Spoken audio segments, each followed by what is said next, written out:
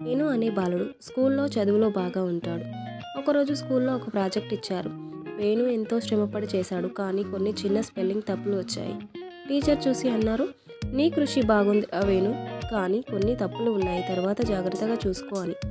ఇతని మనసు బాధపడింది. ఇంట్లో వెళ్ళి నాన్నతో అన్నాడు, నాన్న, నేను ఎంతో కష్టపడ్డా, కానీ చిన్న తప్పుల వల్ల ఎవరు నన్ను గుర్తించలేదు అని.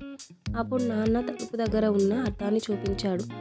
వేణు, ఈ అద్దం ఎంత స్పష్టంగా కనిపిస్తుంది చూడు అని. కానీ దానిపై కాస్త మట్టి కొట్టినట్టు ఊహించు, చిన్న మచ్చ ఉన్నా మన ముఖం కనిపించదు కదా అని. అలాగే మన పనిలో కూడా చిన్న తప్పులు ఉంటే అంతా మసకబారుతుంది, కానీ మనం అది తెలుసుకొని సరిదిద్దుకుంటే చాలు అని చెప్తాడు. వేణుకి అర్థమైంది. మరుసటి రోజు తన తప్పులు సరిదిద్దుకొని మంచి మార్కులు పొందాడు. మోరల్: తప్పులు చేస్తాం, కానీ వాటి నుంచి నేర్చుకోవడమే నిజమైన విజయం. ఈ స్టోరీ మీకు నచ్చితే లైక్ చేయండి, షేర్ చేయండి, సబ్స్క్రైబ్ చేయండి. Thank you.